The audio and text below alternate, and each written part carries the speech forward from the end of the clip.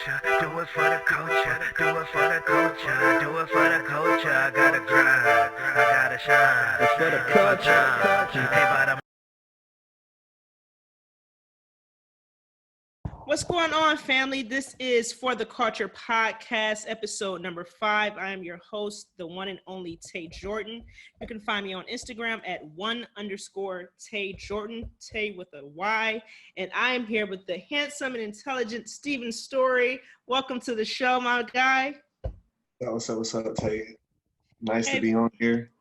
Yeah, nice to have you. Third time's the charm, man, because I was supposed to release on the Tuesday the 2nd, and man, I totally bonehead mistake of myself. I apologize. It was not recording, but hopefully we can create the same synergy and have the same conversation that we had the first time around. And if not duplicate, make it even better, man. So I'm excited. Thanks for coming on again. Yeah, I appreciate it. Anytime. For sure. So Steven, I know you're taking a hiatus right now on social media, but you're quite the personality and got a lot of interesting things to say. Got quite the following over there on Twitter. So yes, tell me a little bit about your story, man. I know you're an entrepreneur. I know you're from Alabama and lived in Brazil. Just got a boatload of experience, man. Dive in a bit in your background for me. Yeah, so let's I'm gonna try to keep it short because the main thing I want people to get from this is some of the deeper subjects that we talk about. But yeah, I'm from Tuscaloosa, Alabama. Went to University. Tide. Big roll tide. My mom went to Alabama. My parents met in Tuscaloosa. But anyway, my dad was going to the HBCU there. It's a HBCU called Stillman College. Most people don't know about. But, I'm hip. Support Black colleges. Hey. Oh, yeah. It's that's a cool little school. But anyway, yeah. So I went to Bama, dropped out of college, and then I got into business shortly after that. And I just stumped on the gas, and that was now I was 11 years ago. Okay. And I really pushed myself. I'm sorry, not 11 years ago. It was 9 years ago. My bad. But yeah, I pushed myself over the years, and I wanted to keep pushing boundaries. Not necessarily my boundaries, but pushing the boundaries of what's possible and what kind of experience can I have trying to push this boundary. So done that through several businesses and fitness and living in all these different places, learning languages and stuff like that. So it's been an interesting decade. Yeah, that's cool. That's what your 20s is all about. It's about exploring and finding yourself and learning what you're passionate about, all that good stuff, right? Yeah, exactly. So take me to dropping out of school. I'm gonna drop out myself. I dropped out of law school, but you doing it in undergrad. What made you make that jump? Was it scary, and what made you do it? Well, for me, it was like a perfect storm of things. For me, it was I had an eye injury. The first day of second semester, slept with my contacts in and ripped my cornea up. Oh wow. So then I was out of school for like a month. Obviously you got to do a medical withdrawal. So I did the withdrawal, and then my dad was like, "Well, son, you need to start working if you're not gonna be in school." So I was like, "Cool." So I started bail bonding. I already had an insurance license, and then I got a bail bond license. Okay. But then in 2 months, I started making some money, and then tornado came, April 8th tornado, and it destroyed my city, killed a bunch of people, and effectively changed how business was being done in Tuscaloosa. And so I was like, I need to do something different. So I asked my dad's friend who I was working for, I said, "Hey, let me run this bail bond business in another city and give me the office." And so he gave me the office, and I was probably making like $1,500 a month or something like that. Okay. In Tuscaloosa, but in college making $1,500 a month, you're doing all right, Hey, ballin'. All drinks on me, first round, second round.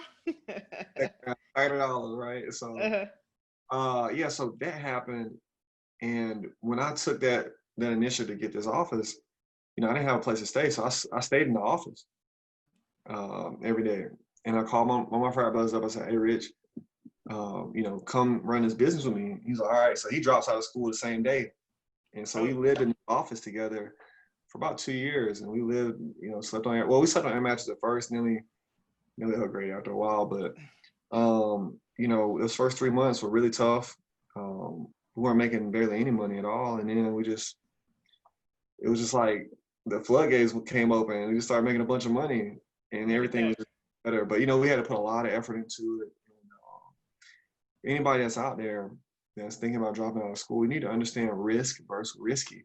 It was not risky for me to drop out of school. I had 3 licenses. I had a real estate license, I had a bail bond license, and an insurance license, you know. So I wasn't just, well, I don't know what I'm gonna do. You know what I'm saying? I had a lot going for me. So you had a plan. Yeah, exactly. Yeah. So I was not scared at all. Okay. You know? Nice. So what was your upbringing like? So I know you 2-parent household, right?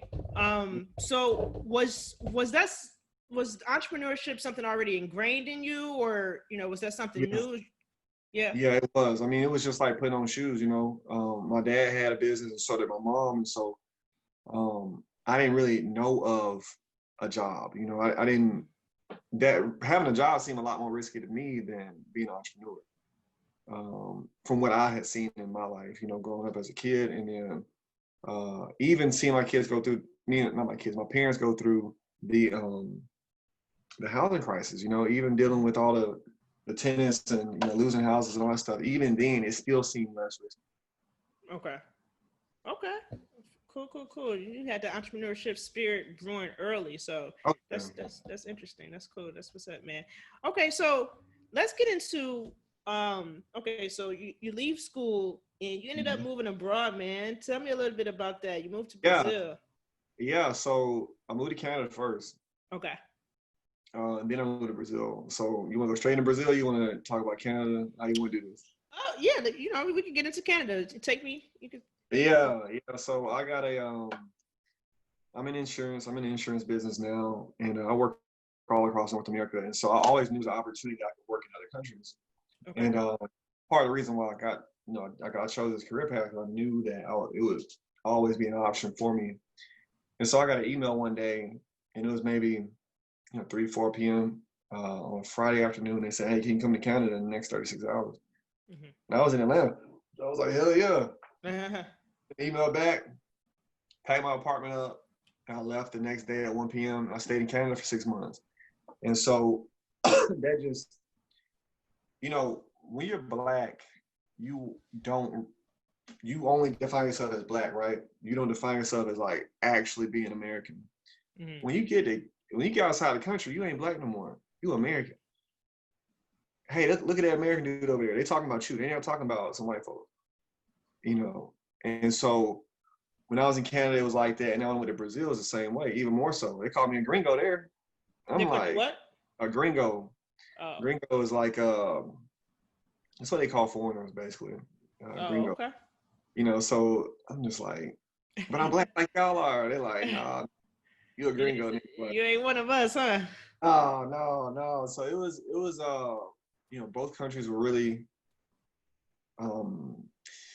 interesting in how I experienced being Black, being from the deep South and then going to a place that's super liberal like Canada, and then going to a place like Brazil, which is not PC at all. It's like super, macho and super gender roles and all that stuff. Like it throws you for a loop, you know what I mean? Like, like how am I supposed to be in regards to, my role in this country? Because men in Canada are much more, what's the word?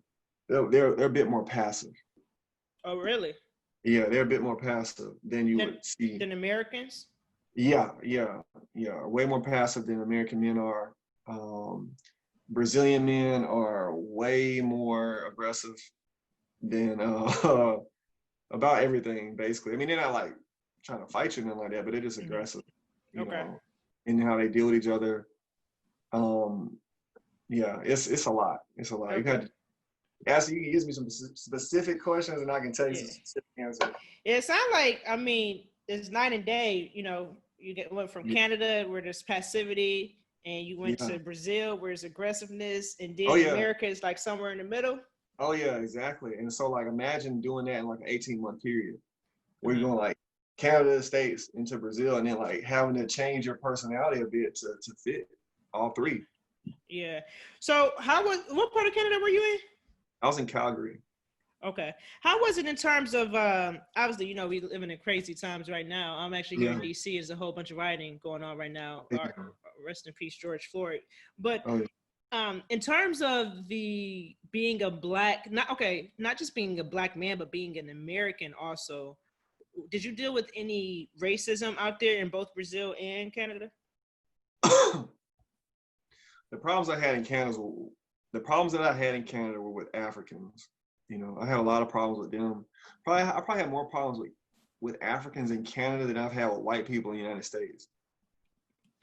What was it, like the superiority complex or something, or what was it? I mean, you know, it's a mix, right? Because like the best way I can explain is tribalism, right? So like, if you know I'm not Nigerian, and you know I'm not Senegalese, and you know I'm not Sudanese or something like that, you know you're gonna treat me differently because I'm not Sudanese or Nigerian or or Eritrean or something like that. And so I ran into that a lot. Just having a lot of arguments with people about misconceptions about Black Americans, how we weren't African, you know what I'm saying? Like, and I'm like, hey, my nigga, it ain't my fault. Okay? I didn't leave. I didn't come over here, nigga. You came over here. Right. Yeah. I see, we was brought over here. So, I had a lot of arguments with a lot of guys about that. But with that being said, I still have some cool experiences. The Ethiopians treat me really well. If somebody had told me I was gonna have problems with Africans, I would be like, no, not me, man. So you didn't experience any issues with Africans while in America? No, it's always been cool in America, Okay. But you gotta remember too, like, there's a lot of social class indicators in every society, but like here in the United States, a Black person is educated about how they talk. You know their class because of how they talk. And now, obviously, we have like a caste system in the United States, but we do, and you have caste systems in every culture. Right. And in the United States, based on how you speak English, how you carry yourself, how you dress, where you eat at, determines your class. In Canada, because people don't understand, they don't have anything else to base my class off of, my English didn't make me stand out, as far as an education standpoint, right? Like, obviously I still speak English, but you know what I'm trying to say. And everybody knows what I'm trying to say. Like, I sound like I work with white people, and I went to school with white people.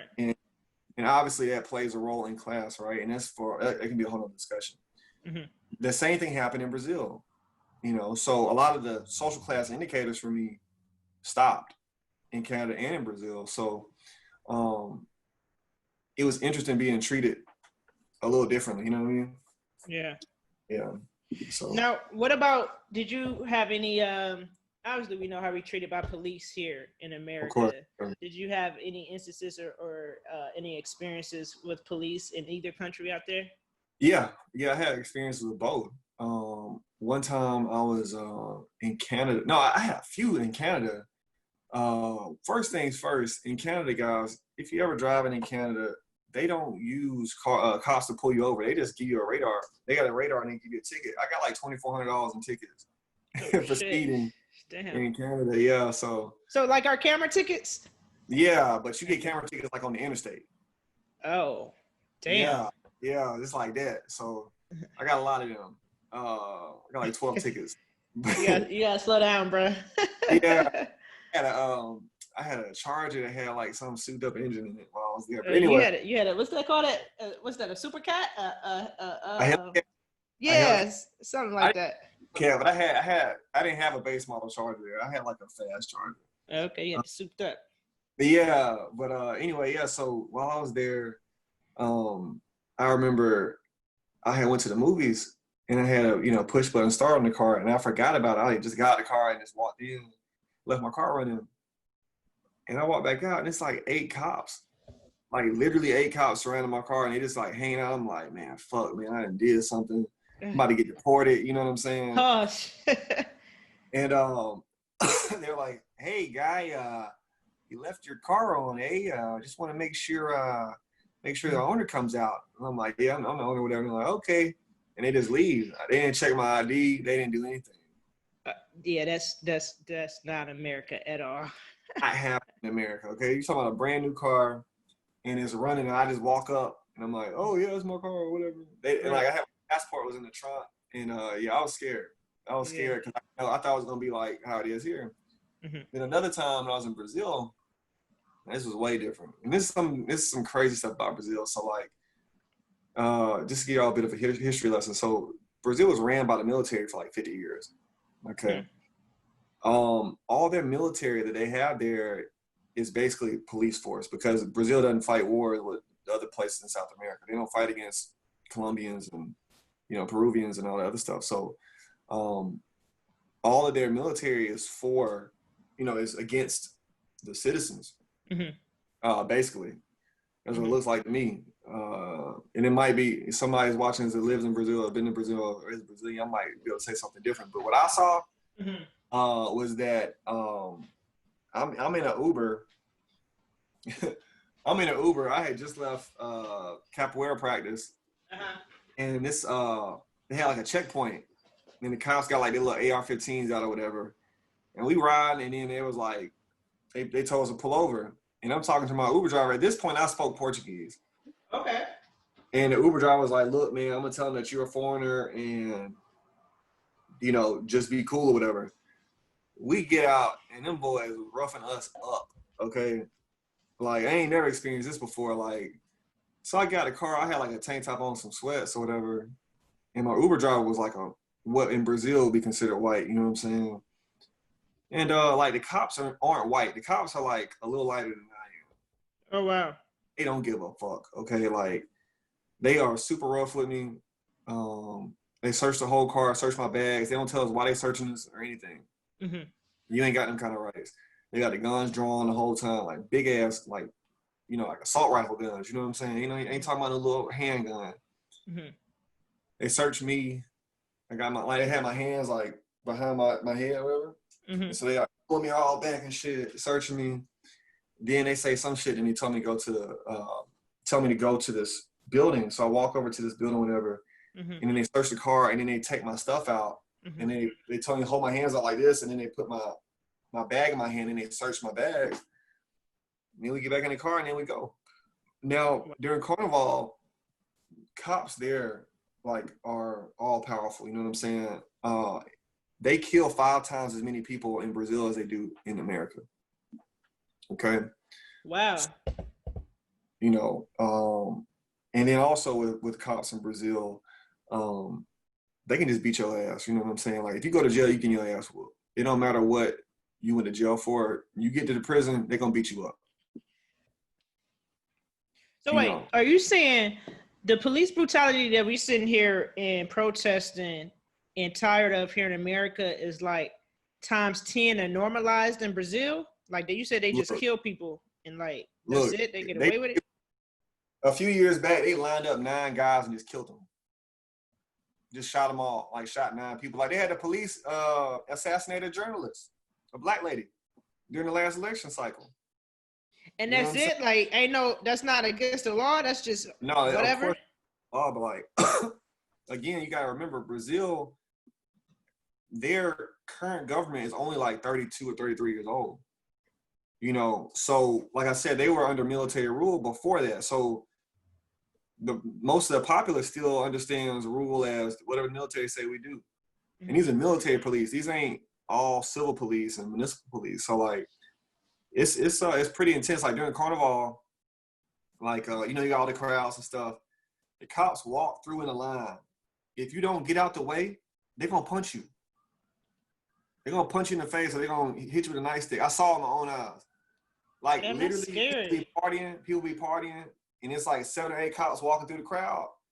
Everybody's pushing each other out of the way so the cops won't hit you. You know what I'm saying? Yeah. Like I saw this kid, he was probably 15 or 16, little black kid.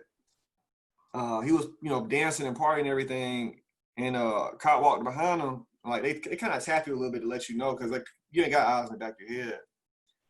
I guess the boy that moved fast enough, that cop punched him in the face like 3 times. Punched him? A little boy, 15? Hell yeah, punched him 3 times and kept walking. Wow, that's crazy. They're a little militant out there in Brazil, huh?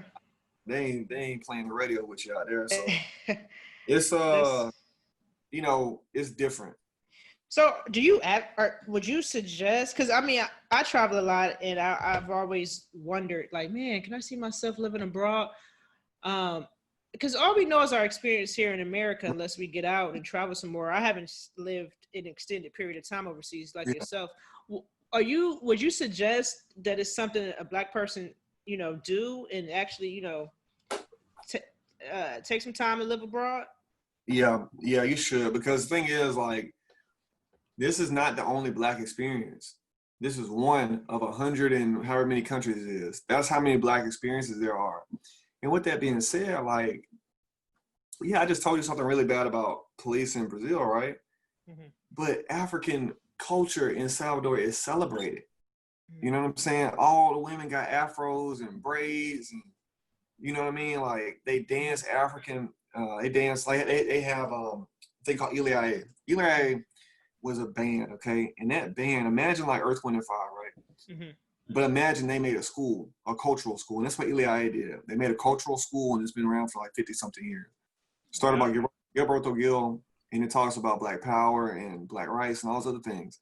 Mm-hmm. Now, I say I like to say this is that, like, especially for Black women, like, Black women don't go to South America enough, and they don't spend enough time there. I think that the cultural exchange you could have with Black women in Brazil as a Black woman in America is just amazing. You know what I'm saying? These are people, this is the closest you're going to get to you, outside of going to the Caribbean. These people are the literal closest, even actually more so closer to you than the Caribbean, because in the Caribbean, these countries are mainly Black. In Brazil, they experienced slavery like we did. They experienced, segregation, all those things, police brutality. They experienced all those things like we did. Yeah. And it's the only thing that's good about being an American and being Black is that once you leave, you're an American, and it comes with its own set of privileges. And so, as a Black person, like, you a nigga in America, and outside America, you an American who is Black. You know what I'm saying? And so, what's them privileges? I mean, like, first of all, whatever money you got in your bank account, if you go to Brazil, you times that by 5. Okay, if you got $1 in your bank account, you got $5 there. If you got 1,000, you got 5,000. That's your first privilege. It's a big one. The next one is you speak English. So because you speak English, automatically you can only speak to educated people in English. Okay, that's the next thing. So you have another level of connections, and then you have all these people there who want to either know more about America, know more about English, or they have connections for you. And so, because English is the language of money. And that was my experience, was that once I started to learn once I knew both languages, I'm only talking to doctors and lawyers. Oh, so you enter in a whole nother class, just even going there just because you know English. Correct. Okay. Now, again, it goes back to that social indicator I'm talking about. And so in the caste system, if you know that an American has the ability to marry somebody, make kids with somebody, or bring somebody to America to make more money, now I'm way up higher on the totem pole than I would be being a Black person from the deep South in Alabama. Because it don't mean nothing to be a Black person in Alabama. Yeah, that's a good point. So I say all that to say this is, like, if you got a chance, you need to spend 3 to 6 months outside the United States. It's freeing.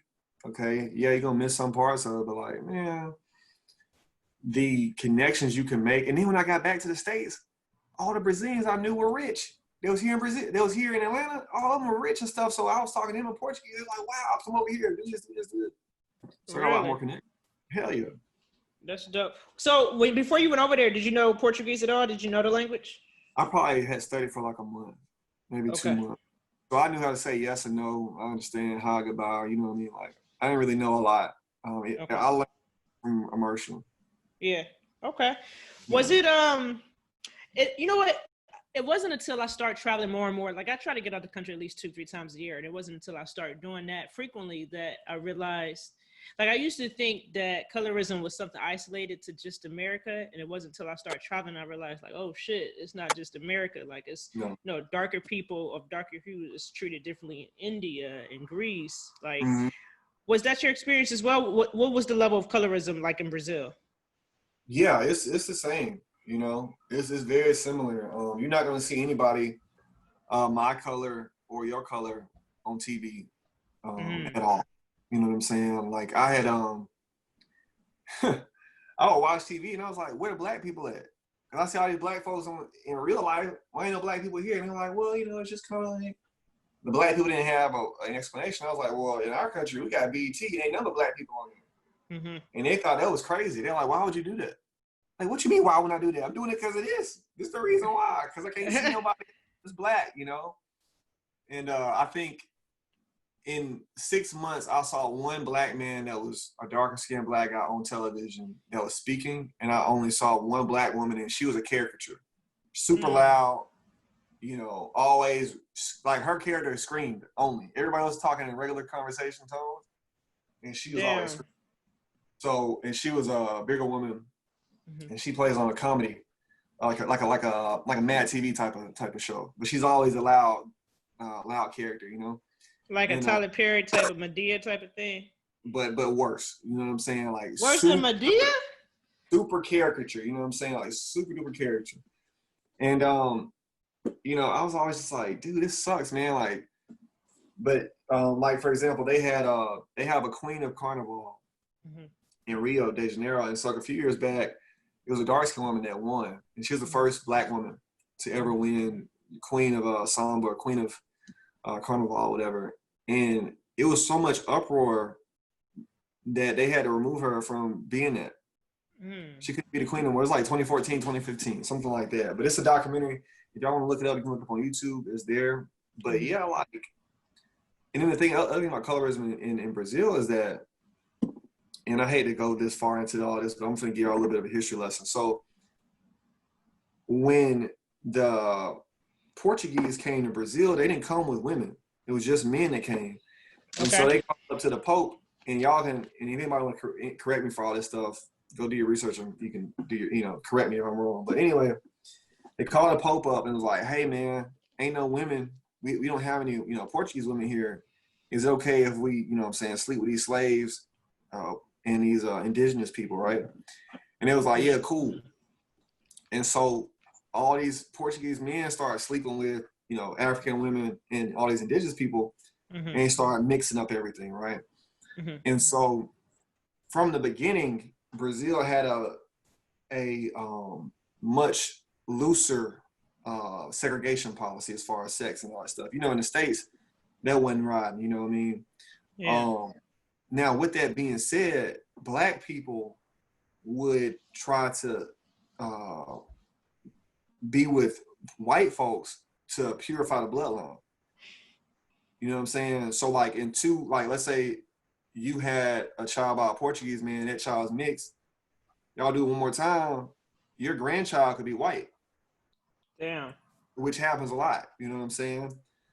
And that's like the goal. That's still the goal out there. Yeah, that's the goal. It's a painting actually of a dark-skinned black woman with a mixed daughter with a white grandchild, and it's a painting of this. Like an evolution. Yeah, type of shit. Yeah. It's like a white man and this mixed woman with a white baby, and this dark-skinned black woman, and she's kind of like praising God for this. You know what I'm saying? So it's a part of the culture, you know. Yeah. So guys, if y'all listen to this, just have a look at that. You can get a deeper understanding of why Brazil is the way it is, and why America is the way it is. Because Americans, the settlers came over with their wife and kids. You know what I'm saying? And not to say they weren't raping down there in Brazil, but they was raping the women. You know, the slave women here in the States. Right. They weren't just openly going with these women, marrying them and stuff, and having families, but they weren't doing all that. And black men damn sure wasn't finna be with a white woman. You know, they just wasn't finna. So, you know, that's that. Yeah.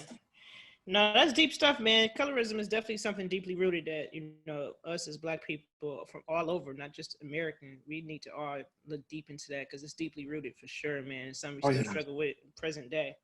It's a Oh yeah. shame. But you know what I really, really want to talk about, man. I first heard about you actually. I learned Yeah. of you on the Millionaire Mindset podcast. Shout out to Xavier Miller and Deanna Oh Kent. yeah. And you was on there talking real greasy. Yeah. But no, but you know what? Everybody that knows me know that I don't shy down from controversy. I don't want to even say controversy. It's just diversity of thought. You know what I'm saying? I think that us as Black people, it's important, not just to, I guess like spark feathers or anything or ruffle feathers, I should say, but just to, that's how we learn. You don't learn by just, I only want to hear my opinion and people that agree with me, that's whack. But one of the things that you said that really caught my ear, and I don't want to misquote you, so I wrote it down. Yeah. Oh yeah. We were talking about your experience in Brazil and you got into how that contrasts to America. So this is a quote from you. You said,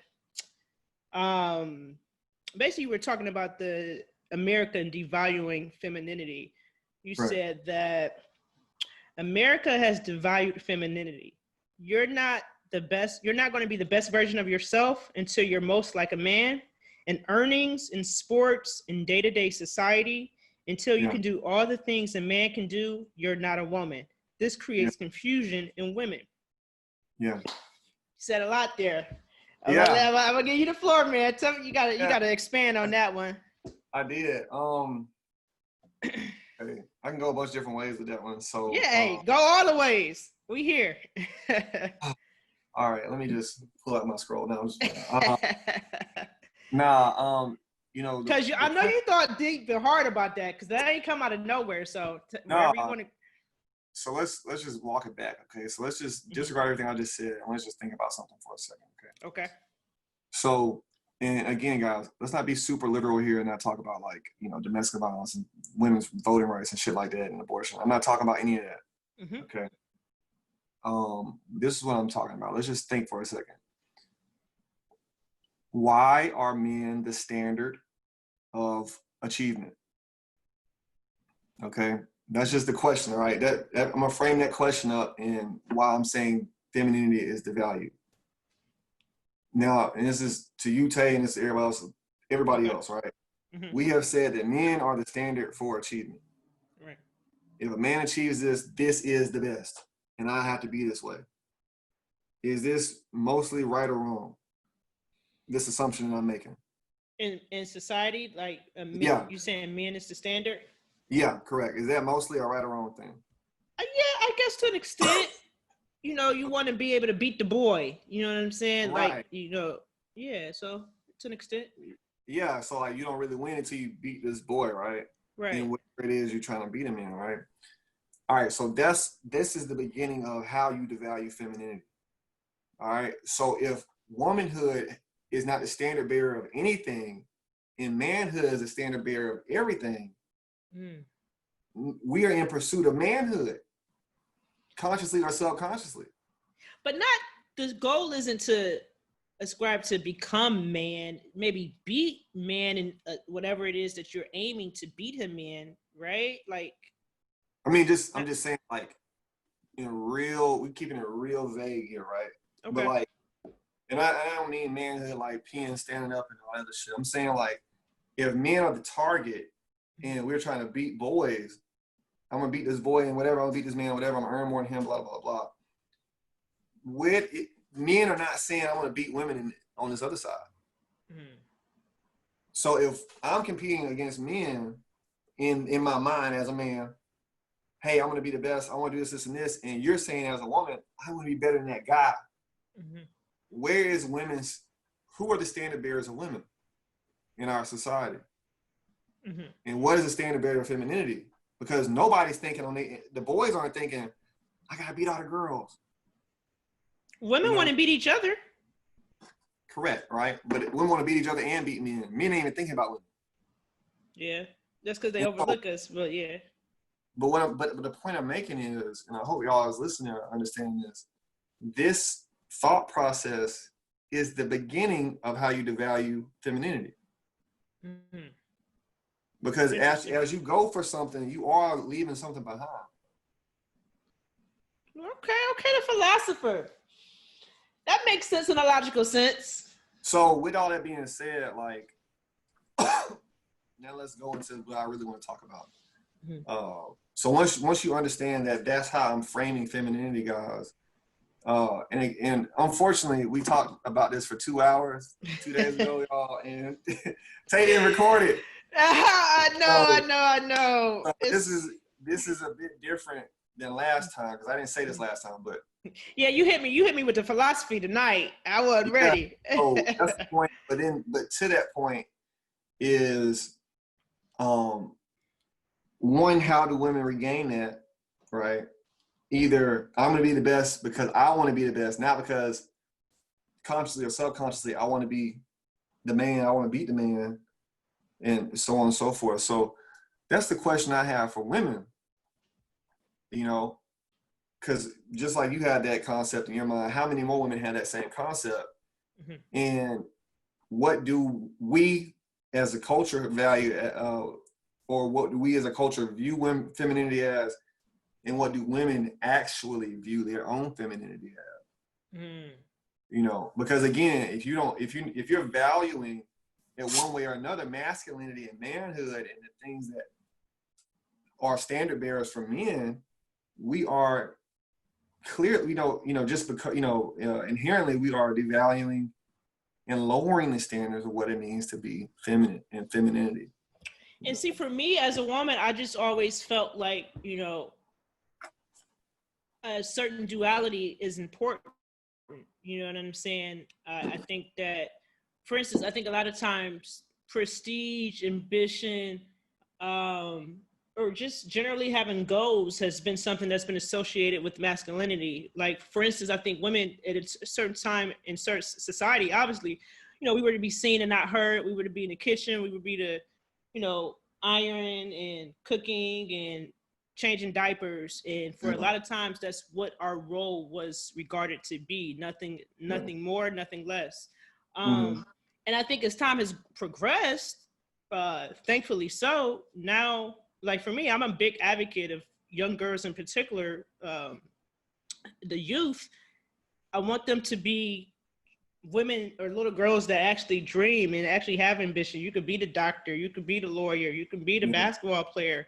And you can also grow to be a wife, and you can grow to be a great mother. It's not isolated to just one thing. And I think a lot of times, though, particularly when men I think we are guilty of it, as terms of the opposite sex trying to categorize or dictate what, for instance, as a woman, I may try to dictate what manhood is, and a man may try to dictate what womanhood is. I think we can all be guilty of it. But my question to you is, from your perspective, what is femininity? And also, what is masculinity?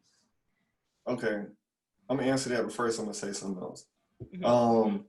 So you were talking about the whole thing about women supposed to be seen, not heard, and all that other stuff, but Black men were supposed to be seen, not heard as well. He's talking about as far as Black men because of the race. Well, yeah. You know what I'm saying? Like, Black men weren't able to freely talk until like the 70s, you know what I'm saying? Like, niggas can't even look wrong, until... We did have a Black male president, though. It ain't never been a woman, not even a white woman president, you know what I'm saying? Yeah. We did have a Black Supreme Court justice that was male, so... Well, yeah. Shirley Chisholm ran a long time ago. Let's put it out there. Shirley Chisholm was out here. She ain't win, but go ahead. She was out here, though. Yeah, she was. She ran before the first Black man ran. She didn't win, though. Hey, look, we ain't finna erase women out of this. No, of course not. But with that being said, I was trying to tell you something, and it wasn't about that. I just lost my whole train of thought, because I was trying to say this. The point I was trying to make was that Black people have always been poor here in this country, and we've always experienced gendered racism, both sexes. You know what I'm saying? With that being said, it wasn't like Black women was running around here being housewives. at a large scale. You know what I'm saying? In the 50s, in the 60s, everybody had to work because it was poor, and so in one way or another. But then with that being said, what is femininity? What is masculinity? Masculinity and femininity are both character based. You know, who are you when nobody else is around? Because that's what we can really control, right? Actions are genderless. Okay, all actions that you do with your physical body, how you talk, all these things are genderless. It's who you are on the inside. And so, as you know, and as men, and the men I know, as we try to get better, we're trying to better our character. We're trying to better our loyalty and our word to other people and how we, our work ethic and things like that. And so I can grade myself on that, right? I can grade myself on the inside and say, this is who I am, this is how I'm performing in these types of ways. Did I keep my word? Did I lie to my mom or my dad or my wife or my kids or whatever? How do I treat my spouse? Things like that, right? Now, the on the other side is femininity, right? And so how am I performing as a woman, right? And I ain't talking about cooking and cleaning. I'm talking about on the inside. And it speaks to who we are as people. Okay, and it goes back again to the very beginning, which was I was saying. Now, are women having those conversations with themselves that they're probably getting better as a person, you know? But again, I think that if men are the focal point, we are losing something in regards to women. What do you think is being lost? What's the first to go? If we are in competition with men and we are aspiring to a certain level of masculinity, what is it of femininity? What part of it do you think that women are losing? I mean, I think they're losing a piece of themselves. You know, like it's a piece of you that is not like a man, it's like a woman that you push down to do these other things, you know, whatever those things may be, right? And I'm not saying that inherently women aren't goal-oriented or anything like that. Again, I don't want y'all freaking nerds and freaking big-head people to sit up here and try to, like, you know, psychoanalyze everything. I'm really saying that if it was the inverse, right?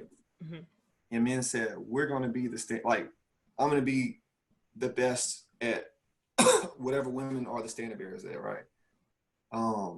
Inherently, I will begin to change a little bit in how my mannerisms are. Going to change a little bit on my mindset will be a bit more feminine presenting, you know what I'm saying? And so for me, I think that when you're focused on competition, obviously, you're not going to be as focused on collaboration. That's a bar, by the way. You know, so, okay, so how does competition and collaboration work in the home, right? So if your mind is focused on competition throughout your 20s, coming into your 30s, I got to beat this man, I got to beat this man, I got to beat this man. Well, what about when you go get one? Then what? You think it stops? Does that just stop? You know what? I want to stop you there and interject there because I just had this conversation. It's this guy that I've been talking to on and off, and it's kind of deaded now. We just realized that we're best as friends. And he had some interesting comments to say. He mentioned that he see himself probably more than likely settling down and marrying someone out of the culture, someone probably Muslim, and that led him to expand on it. And because of course I asked why, and he was like, you know, Black women in particular, African American women in particular, seems to have this idea of they don't need a man, and African American women are very independent. And I tried to explain to him, I guess I kind of got defensive. I tried to explain to him, say for instance, you know, you've been single most of your adult life, or, you know, and you don't, as a woman, you don't sit there just twiddling your thumbs and waiting for a man to come. You still got to live life. You know what I'm saying? You still got to keep on keeping on, you know, so, but my thing is most single women realize that once you do become married and you become as one, you become this unit, then you lose a bit of that independence, if not all of it. You know what I'm saying? To become this unit in collaboration. And I think a lot of men, Black men in particular, don't really realize that they don't believe that that's a realistic concept. Like you mentioned there that, you know, what do you do when you do get in a relationship? And I just don't understand why. Maybe you can explain for me. Why don't men really think that a woman can go from independence? Say, for instance, if you don't go like the 1920s or whatever, or 1800s, if you just go from your mama's house to your husband's house. So if you have that gap in between and you lived in your 20s independently, you know, why don't you guys think that a woman can make that natural progression from singlehood to marriage and lose that independence and be in collaboration with you guys? Well, okay, it's a lot there. Okay. So we're gonna just take it back a few steps. You know what I'm saying? My bad. I probably be asking compound questions. so first thing first, you know, our responsibility for most of these problems is the black man. I'm not gonna be on some black women. I'm not jumping on that bandwagon. I'm about full responsibility. So it's my belief that men are leaders, and you can look at the culture based on the state of our women. So the state of our women is they all having to do all this work and shit, and we still all fucked up. So clearly, men aren't doing what they need to do. That's the first thing. Second thing is, I have not had that problem with black women. Okay, because what he is saying is veiled in he doesn't want to be responsible for you. Okay, because if me and you're together, then at some level I'm responsible for you and how you're being taken care of, you know. And so that's a really lazy cop out. Like I said, I don't have that issue. But black women I deal with, they ain't, you know, the black women I've dated, I ain't heard all that I'm independent shit. You know what I'm saying? They went on into being a woman, you know what I'm saying? I wasn't like, y'all never listen, why I don't do this? You know what I'm saying? Right. It's just a natural thing. But see, the thing is like, and the ladies as listeners, I want you to understand something, you know, like, and the men is just doing this, I want you to understand something as well. As a man, if you are stepping up and doing what you're supposed to do, okay, and then you are taking responsibility for the woman in your life, you educating her, edifying her, encouraging her, and you're taking care of your responsibilities, you're not gonna have a problem with all this independent shit. If she's being independent, it's because you are making her be independent. And then that's where they come in and say, well, you don't let me be a man. If a woman gotta let you be the man, something is wrong. No, I don't think real men says that statement, right? Oh man, first of all, ain't nobody gonna let me do shit. Okay. But again, you know, that goes to how these guys are raised, you know. So you know, for me, like,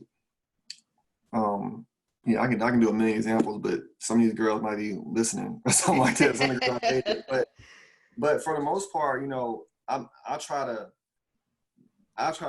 keep an environment around me with a woman that's around me that she's protected and she's taken care of. You know what I'm saying? And so by doing that, I don't have to do all this back and forth shit that these guys deal with. You know, if you're dealing with, and guys are listening, if you're doing all that back and forth shit by this woman not letting you be a man, let me tell you something, dog. Put $500 in your girl account, okay? And half this shit you're going through will stop. All right. See, they can't do that. Half of them going Dutch on the dates and going half on the rent, and then they wonder why they female don't respect them as much. But look here, I'm just telling y'all, I'm from the country. I'm from Alabama. My parents are married 40-some years. All right. Respect. My daddy never had to put up with that shit, and neither did my brother. My brother been married for 20-some years. My sisters are both married. I'm the only one who ain't married yet. And I'm gonna tell y'all this: as men, okay, if you want to be the man, okay, you gotta act like it. You want to be this. Well, my girl, she don't ever look, man. Make good, thought out decisions, and your girl won't second guess you on stuff. All right. Women are looking at you as an example. If she's waking up before you every morning, you the lazy one in the relationship. If she always got to pick up behind you, you the little boy in the relationship. If she always got to put money with wherever trip y'all go on, she always got to recommend a romantic thing to do, you the little boy in the relationship. Okay? And for the women that's doing all that, you need to stop that shit. Okay? Because you're putting yourself in a position that you don't need to be in. It's not about your looks. It's not about what you do in the bedroom. It's about what you allow. And so if you're around men that you're allowing to act like boys around you, you're going to keep getting boys. You know? So, but what about, speak a little bit about, I feel you. I agree. But what about the down ass chick that women is encouraged to be? It's like, yeah, you know, he not on right now, but I'm gonna stay down. You know, I got him. You know what I'm saying? Or should she not continue? Look, it's difference between being down and being dumb. Okay. Mm-hmm. And so you need to use the intuition y'all got and that wisdom y'all got to see what kind of potential this man have. Okay. And then like, I'm assuming that people listen to this in between the ages of early 20s, early 30s. Mm-hmm. Look, if he's 25, 26, and he ain't did shit yet, he ain't gonna do shit. I had started 2 or 3 businesses by the time I was 25, 26. Okay. Mm-hmm. By the time he's 27, 28, he should have done something. Okay. So I don't mean go ask this guy for his resume, but you need to listen when he talks. Mm-hmm. Hey, what you do in college? Or if he ain't in college, so what you was doing when you was like 18, 19? Well, I was doing this and this and this stupid shit. Okay, well then when they 22, 23, okay, what were you doing then? Well, I started to get on my feet a little bit. Like, listen, okay, you ain't gotta do this Steve Harvey 21 question shit with these guys, but you need to ask good questions and listen. And don't let nobody pussy whip you and don't let nobody digmatize you. Okay? If you can do those things, you're gonna hear, okay? Because sometimes, like, I've been times I made, well over 6 figures in a year. Sometimes I made $20,000 in a year, but I was still talking the same. I was still, I had still had focus. I still had a drive. And so like for y'all ladies, like, don't let these niggas talk sweet to you. Hey nigga, what you got going on? What have you had going on? Like, and if you can do that, you're probably going to be able to weed out whether you need to stay down or you need to go ahead and bounce. Yeah. And bounce. No, that's real. I think, and that goes back to, knowing your personnel. I think that's important. And a lot of women, I think, is guilty of, for the sake of not being single and for the sake of saying that they got a man, I think a lot of times they take a lot of shit on the chin. I've been guilty of it. That you probably shouldn't take on the chin. But I want to go back. You said earlier about the if you're trying to chase something, you're going to lose a bit of yourself in terms of femininity. Do you think that Black women in particular, it's been a natural losing of our femininity in a sense, in terms of, granted, I mean, reality is there's a lot of Black single parent households, particularly Black women-led households, absent of fathers. So with that being said, that comes apart. Of course, we understand that women can't raise, or I won't say that women can't raise a man. We can't teach a boy how to be a man, but a lot of times she's raising that son up to be a man child, up to be a man by herself. So with that being said, if a woman has to take on 2 roles, that obviously is going to make her maybe even rough around the edges or make her do things that she wouldn't necessarily have to do if she just was her natural helpmate to her rib, the rib that she is to her man. If the man is not there, obviously, naturally, she's going to have to pick up that missing load. So with that being said, do you think, obviously we're aware of like mass incarceration, school to prison pipeline, stuff like that. But do you think it is kind of natural that Black women in particular has lost some of that femininity that you guys speak on? Okay, so let's go back. Let's go back to what you said earlier. And it's not that they lose femininity, they are without masculinity. Okay, so they don't get to be balanced. So they go into hyper femininity, right? Because there's no man there to say, hey, look, I know you got emotions, but we got to put some logic in this. Right? I'm about to call you Dr. Story. Come on, let's get to it. Don't do all that. Look, y'all, I got to think. So, like, just one more time, I'll go back again. When I was in Brazil, I didn't get to talk for like 3 months. I was just listening and smiling. So I just thought for 3 months straight. I said this in Xavier's podcast. I'm going to say it here, but speech is a burden. Imagine what you could think about if you didn't have to talk for 90 days. You could just smile and nod along and people would be like, oh, I love you. You're so great. It's just observing. And so that's what I did for 3 months. And I was able to think about a lot of things. But so that's how I'm able to just like, I thought a lot and I read a lot. So, and I always read a lot. But anyway, now to your point, right? So Black women, if you were without your natural mate, right? This Black man, or he is not suitable as he should have been throughout history, because 400 years ago, prior to that, we was regular. You know what I'm saying? We was having whatever regular interracial, dynamics between the man and the woman, right? Yeah. And then slavery fucked everything up. So let's all understand that 400 years prior to that, we didn't have a lot of the same issues that we currently have. Right. We need to honor our ancestors in that way, to know that we all weren't always screwed, okay? So you got some good in you. We got some right ways to do this thing inside of us, okay? Now, to the question that you had, which was about Black women, right? And it is that, not that they lost their femininity, it was that there is no masculinity around. Your mama didn't have a husband. You don't have a husband. Your daughter don't have a husband. Your sons ain't about shit. You know they ain't about shit. Your brother ain't about shit. Your cousins ain't about shit. That's men. Your uncles ain't really about nothing. And so you have a vacuum, right? And so the Black woman, to me, in America, has been living in a vacuum without a mate for 70 years. That has impact. Hell yeah, it's got impact, because, I mean, you ain't being held at night for 40 years. How many Black women have became asexual? They had their first kid, daddy left, they never dated a man again. That's some of y'all's parents, story, you know what I'm saying? They never found love again. That does a number on you. I couldn't imagine being at my age now and then being like, all right, well, everybody you dated, that's it. You ain't even date again. Right. What? Dude, and kids will do the same thing. So, like, there's a lot of pain there, right? And so, like, I'm not going to discount Black women by just saying, oh, you lost your femininity. Nah, because we got responsibility lies in the man, And in this mass incarceration thing, look, all these motherfuckers didn't get life. These niggas doing 6 months in the county, 2 years in the pen and coming out.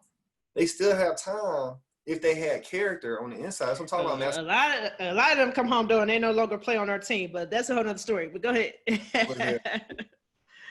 That's another story. But that's another story. Is that mass incarceration is not an excuse.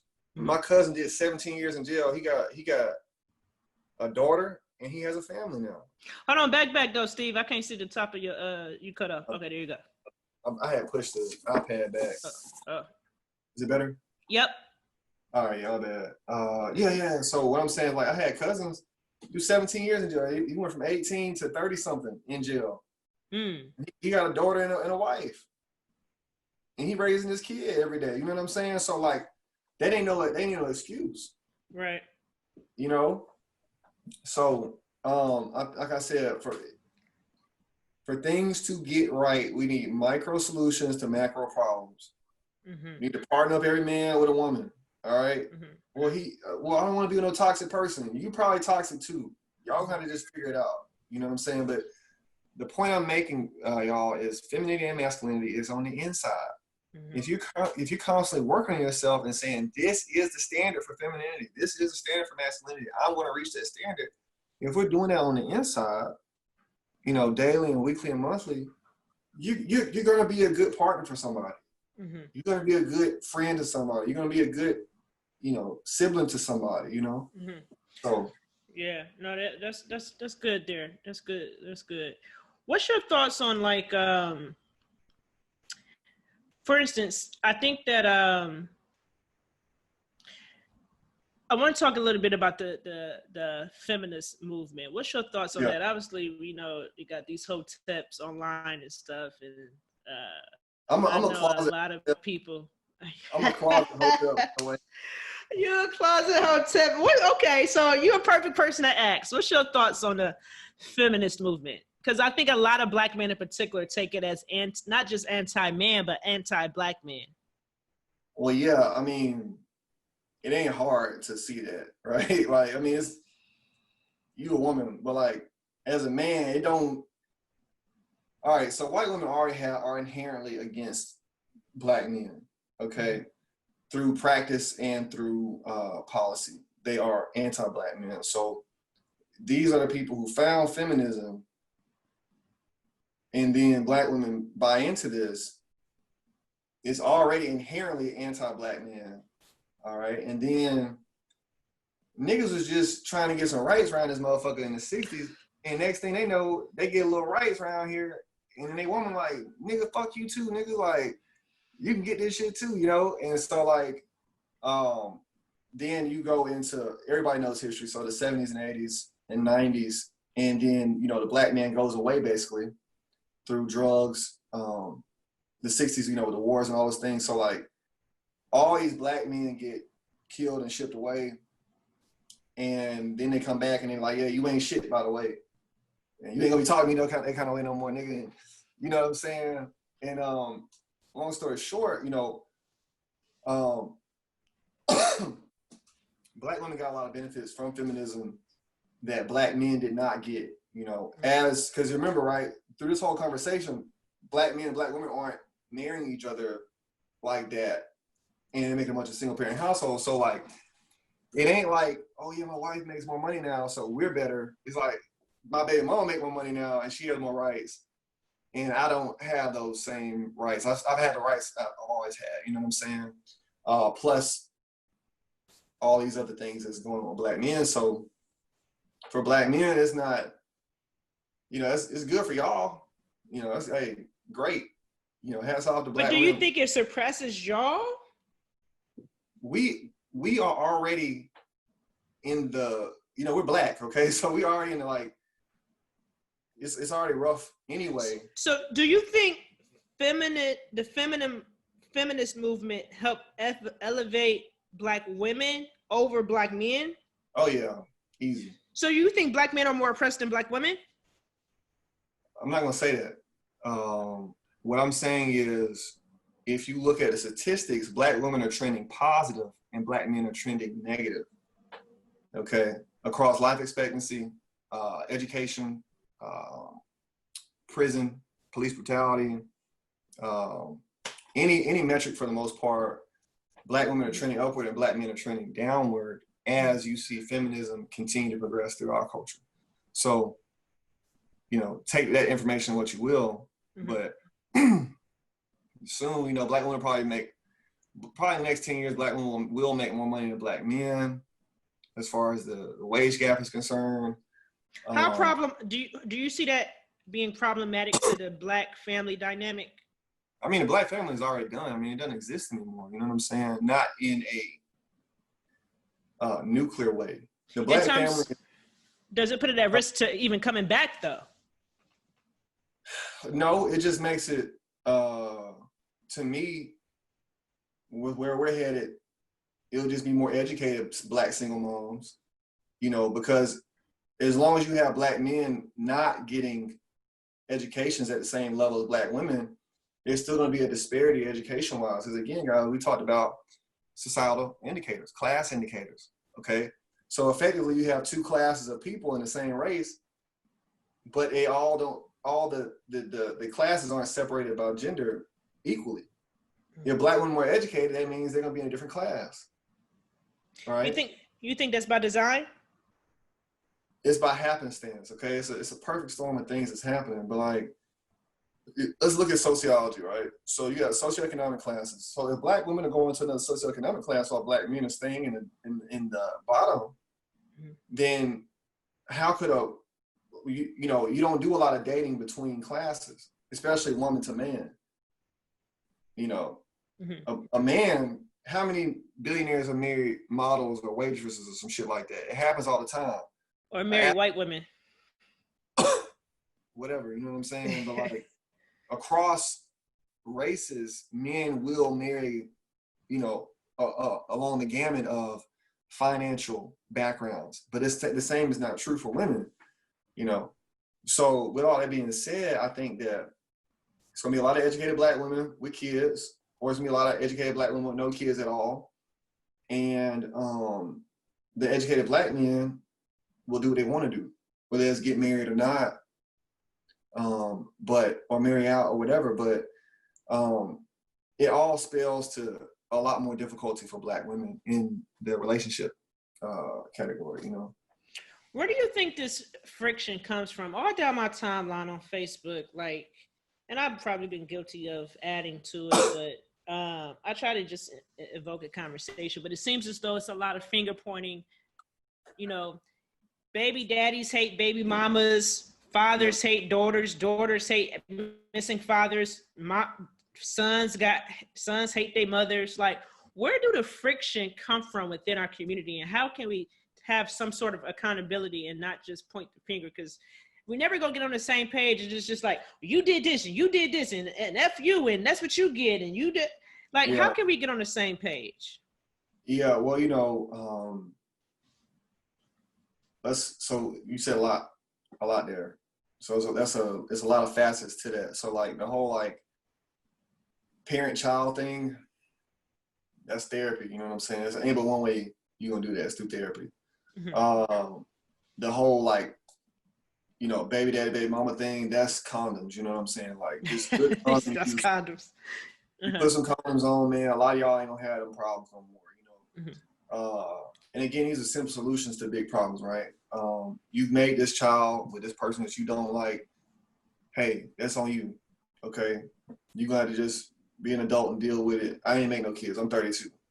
Hey, I can't relate.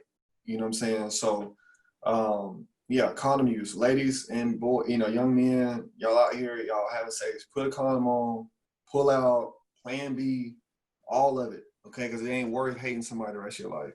Mm-hmm. And you know, and hurting another person who didn't want to be here, right? Not with you. They want to be with somebody. They ain't want to be with your ass. Just gonna be like that. And then to the more simplistic way, right? Which is the whole like gender war thing. A lot of people are sexually suppressed. They probably wouldn't be that mad if they were having sex regularly. So, in my opinion, a lot of it's just sexual repression. You know, they're single, they're frustrated about being single, and motherfucker, you like the person who fucking wouldn't pick my phone up, bitch. Goddamn nigga, you know what I'm saying? Like, so, you know, because honestly, like, whenever I did the whole little argument on Twitter thing about gender, it was usually women that wanted me in some level. You know what I'm saying? And I'm not finna sit up here and like, who argues with somebody they don't want to sleep with? Let's all be real here, guys, ladies and gentlemen. Why are you arguing with somebody you don't want to sleep with? I mean, no. And a lot of times, like I don't never communicate with people off my own page, so I definitely can't say that. Like, people come to my shit and want to tell me off. You know what I'm saying? But what I'm saying, babe, is not that specific person, but you got somebody in mind that you arguing with. You have a visual picture in your head of the person that you arguing with. Why don't you love me? Love me. Yo, Steve, you funny as hell, man. That's I don't know about that one. That's the truth. That is the truth. Okay, I'm telling you, it's probably when I was arguing like that on Twitter, because I don't do it no more. I don't talk about black women at all on Twitter, because I ain't here to argue with nobody. I guarantee you, if I start a gender war thing today or tomorrow, if those same girl I argue with, if I hit them up a week or two later, like, hey, look, I'm sorry, can I take you on a date? 90% would say yes. Okay. All right. Okay, I hear you. All right. So, what's your take on I'm doing pretty well for myself financially, and I've had this experience with some men kind of taking me off guard. They'd be like, I find from my experience that some men are, intimidated by some women that's ambitious or doing well financially for herself. I've even had a man tell me, oh, you don't need no man. So a lot of times it seems as though men associate with being needed with if a woman has some type of void financially, or it's like they're looking for some type of dependent or something. What's your take on some men being intimidated by women that's doing well financially or possibly even better than them financially? Yeah. You said a lot right there. You said that every question. You said a lot. I'm sorry. I just got a little text message. But anyway, yeah. So the point what I wanted to say to that was, so let's use numbers, okay? And the average black woman makes $40,000 a year. The average black man makes $46,000 a year. So, them the numbers. So that's not a lot of money for either group. Okay. Together, y'all not even doing 6 figures yet. Like, so I'll be honest here, that's not a lot of money. But with that being said, so the average is 46,000. It means below average is like 40, 38, 35, 28,000. You know what I'm saying? And so this job's making $28,000 a year in Alabama. You working your ass off. Damn. In Alabama or Mississippi or Arkansas or Louisiana, and you making $28,000, $30,000 a year, and a woman's making $50,000 a year, $60,000 a year, twice what you make, and you got your little car that you didn't pay cash for, you bought at the auction after tax season was over, and she hop out in the new whatever and be like, hey, let's go over here, and she be like, we ain't riding your car. How would that make him feel? You know what I'm saying? Not that emotions are just the most important thing, but like, it could shy some men away from that. But again, I don't think intimidation is not the right word. I think that when I was not making a lot of money, I just wasn't gonna talk to you. Not because I was intimidated, but because I wanted to protect myself. Because I don't know what bag you're gonna come out of. You just a little ass nigga, that's why you don't make no money. Broke ass nigga.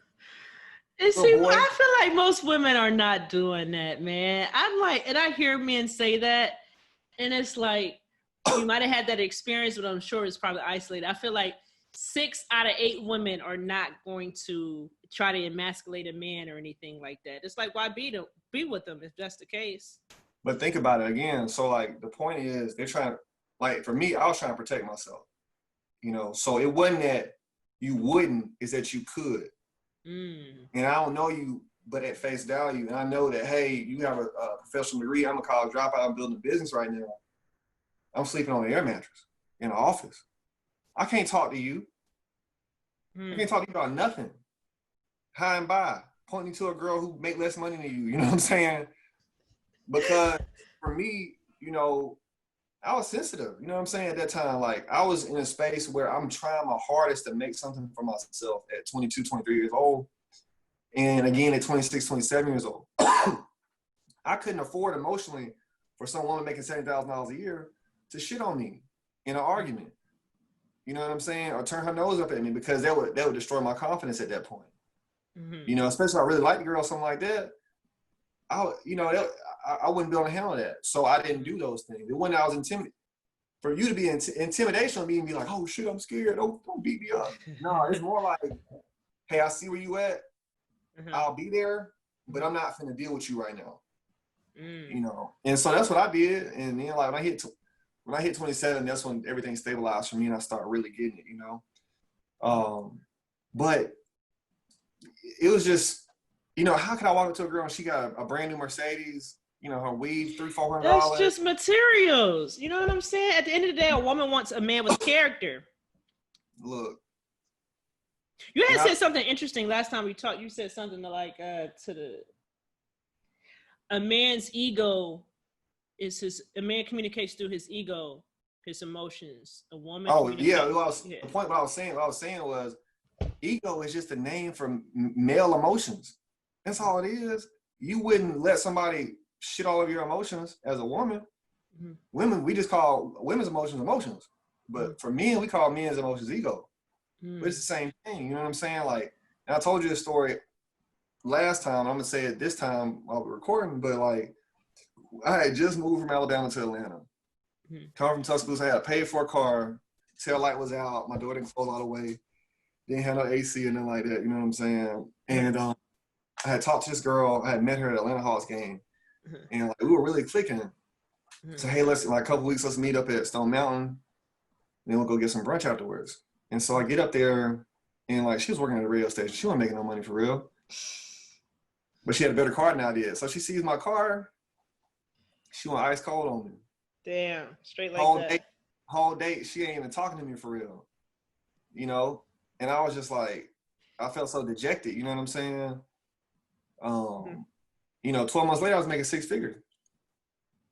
I've never talked to her. I wouldn't even talk to a girl out like that no more. You know what I'm saying? Like, but I felt like shit. Damn. You know, I had a little paid off. My car was paid off. I ain't got no car note. Yeah. I'm coming from the country. You know what I'm saying? I ain't know I had to have some super new car. Uh-huh. And it felt really bad, you know. And but how many other men had experienced that, right? And it wasn't like she was like, "You broke ass nigga, you blah blah blah." She didn't say that, but how she treated just me. Ghosted you, yeah. But imagine getting ghosted in real life, in person. Okay, like it ain't like she just. Imagine somebody stopped texting you, you got 8 more hours with them. Like that's how it was with me. Damn, you know? She got cold with you in person? Cold as fuck, you know what I'm saying? That's messed up. Yeah, that's She's like, yeah, I don't really want to be here. You can drop me off. right, texting and shit, you know. So it was I paid for everything, you know what I'm saying? I didn't have her spending her own money or anything like that, but it was a learning experience for me at that time, and it's good to get some humble pie, right? It keep me level headed, right? But I say all that to say this is just like, it ain't that these guys are intimidated by you. If I was making $35,000, I wouldn't talk to nobody. Yeah. You know what I'm saying?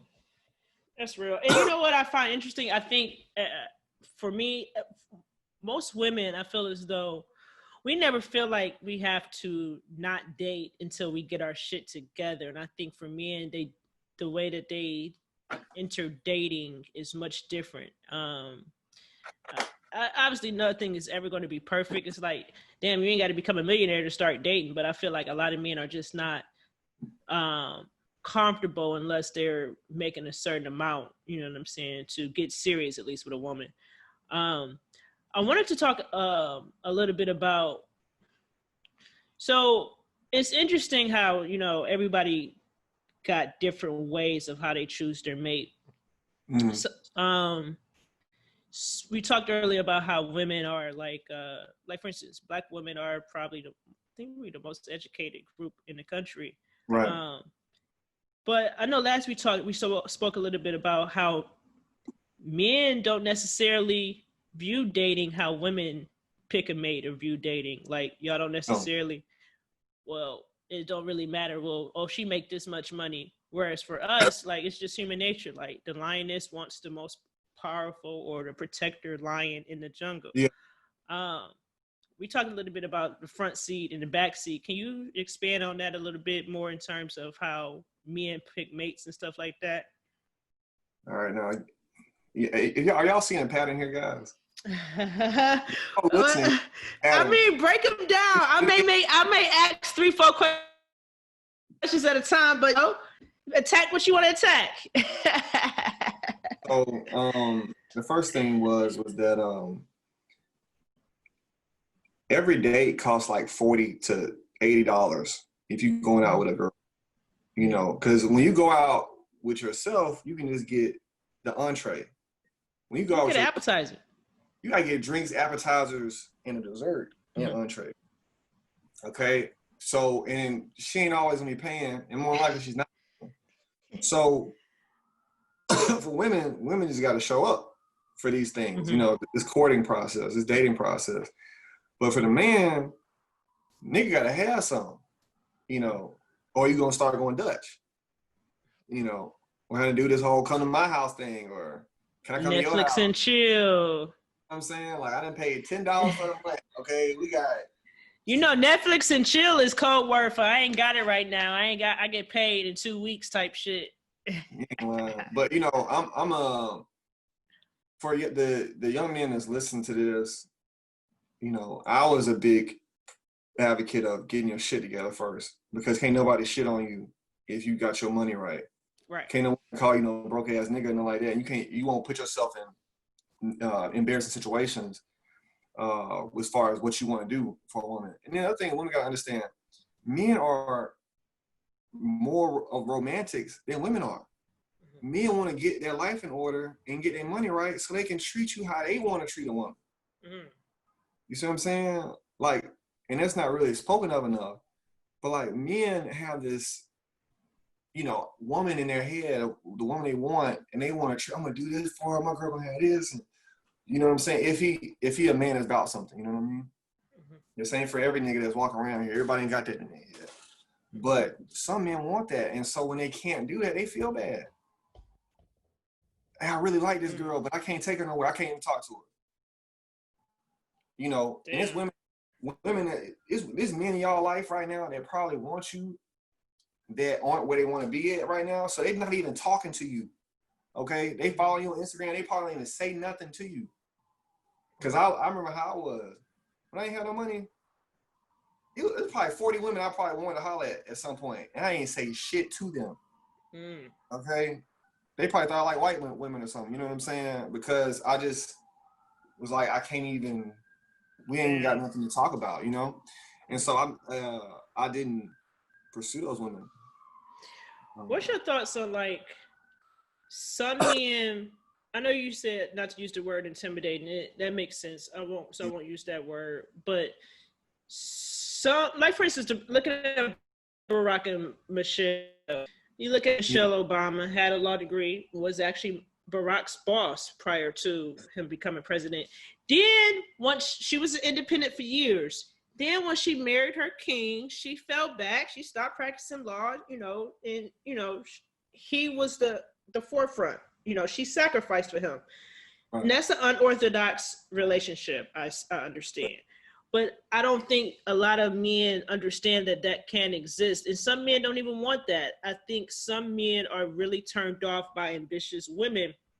Some men don't necessarily want a partner in collaboration in a sense where it's like, you know, we both in the front seat. You drive sometime, I could drive sometime, or I ride shotgun, but I'm in the front seat with you. Some guys just want a woman. I'm your Uber driver. You my dependent. I'm driving. Sit your ass in the back seat. Don't say shit. You know what I'm saying? So it's always interesting to me. It's levels. You know what I'm saying? Like what works for some man may not necessarily, may be, you know, frowned upon by other men. Right. So what's your take on that? Is it just a sense of a man got to figure out what he's comfortable with and what he's confident within himself in terms of having? Like some men want to just be like, I won't say they date down, or I won't say I think some men actually run the other way and go to the white chick or some other stuff because he feels as though the black woman go challenge him too much or something. Yeah. But yeah, what's your takes on that? I got a few things. I think you answered a lot of that stuff about these men. For the sake of time, I'm gonna agree with most of what you just said. Okay. I mean, with that being said, I'm gonna keep going back to this, right? So, how are we defining what your femininity is, what my masculinity is? And so, for men, what I tell men is that, you know, entrepreneurship is not a personality trait. Okay, this does not make you a better person or a more interesting person because you make money or you're an entrepreneur. With that being said, ambitious women, if you have not been on a date with an ambitious woman, I have, and it sucks. Okay, they're not fun to be around. They're not even fun. What? Okay? It ain't even fun. Like literally, it's not fun. You know what I'm saying? And so, like, one thing that people gotta understand is that, okay, I'm focused and I got my degrees, all that other shit, right? But if you're not cool, if you're not interesting, if you're not interested in the other person, you're not gonna be fun to be around. So like, let's check all that first before we start equating the reason why men don't like you to your ambition. Okay, I met a girl when I was in Brazil. She was from Canada. She lived in Toronto. And if you listen to this, I'm sorry. Okay, but, so she was speaking English, and in Brazil I look Brazilian, so most of the times people don't even think I speak English. So like, I heard her talking, and then I just hopped down, got a number real quick. Cause I was like, I want to speak some English. You know what I'm saying? At this point, it'd been like 4 months or something like that, and I hadn't spoken English with anybody. So we go out or whatever, and she was just like, yeah, you know, I make more than what most people make in a year. I made that last month, and I'm doing this and I'm doing that, and you know, you finally met your match, and you know, this and that and that. And I'm like, I guess, I mean, like, I know this is a dick measuring contest. I mean, I just came out to hang out with you. You know what I'm saying? Like, you know, I wouldn't, you know, it's off-putting for a woman, for a man to talk about money like that on a first encounter. And so imagine what it would be like for a woman. And she don't know what I do for a living. Mm-hmm. You just talking big dog shit. Like, I'm just broke boy over here. You know, I'm just like, oh, okay, for real. All right. Never talking to your ass again. Right. Was it me being intimidated? No, I wasn't intimidated by her. She just wasn't cool. That's real. You know what I'm saying? So that's the thing. Like, you're not perfect. Mm-hmm. All right, men and women, men that just are entrepreneurs, all they want to talk about is business. You probably been out with one of those guys before. Yeah. They not cool with them lawyers. You know what time it is. Them boys in law school. Them boys ain't fun to talk to. They don't relax, right? And so, as the woman that was listening to this, let's go back and audit some of these conversations you have with men. Mm-hmm. Are you doing that whole Steve Harvey, what's your 5-year plan shit? And then talking about I got this, I just bought a house, why don't you have one yet? And I got 4 houses, you got one. It's still gonna be like, man, you don't even make me laugh. That's real. You don't even have a sparkle in your eye. You don't even have like a sway in your hips that make me want to, like, you know what I'm saying? Like, and that's what I'm talking about with the devaluing of femininity, right? Mm-hmm. And if you listen to this and you feeling some kind of way about this, a hit dog or holler, you know what I'm saying? So like, this might be you, and you need to audit yourself. For me, as I am pursuing entrepreneurship and pursuing all these things, I also pursue, you know, things that keep me vibrant. You know, I took dance class all last year. Four-hole ensemble. I took martial arts class. I took capoeira. I learned how to spearfish. I learned how to speak another language. All these things make me more interesting, make me easier to be around. Okay, going to the club or just spending money, going, you know, shopping and stuff, that's not going to make you interesting. You got to do things. And so before you wholesale throw away black men or other men say they intimidated, maybe they just don't like you. You know, and it ain't everybody, but it's somebody. Right. No, that's real. That's real talk. All right. So I know I'd have kept you a while, man. But I thank you for hopping on tonight. But you got any other things you want to add to this really colorful conversation we had tonight, man? I don't normally talk about gender stuff for real like that anymore. So come to my Twitter with that shit, you're gonna get left on red. You know, you know, normally I talk a lot about business. And systems in place, you know, like in mindset. I talk a lot about mindset. Because again, a mindset can be applied for men and women, you know. So I don't know when, you know, what day, what month or what year you're gonna be listening to this, but if you can control your mind, you can control anything. You know. And that's what matters most. How we, you know, our minds are vibrating on a frequency. And if you change that frequency that you're vibrating on, you're going to get something different in the universe, right? So whether that's a person you want to be with, whether it's a dollar amount you want to make per year, car you want to drive, a place you want to live at, you can change your frequency, okay? That's why if you go somewhere nice, it just feels different. You ever been to the nice side of town, the sun just shines bright over there for some reason. That's real.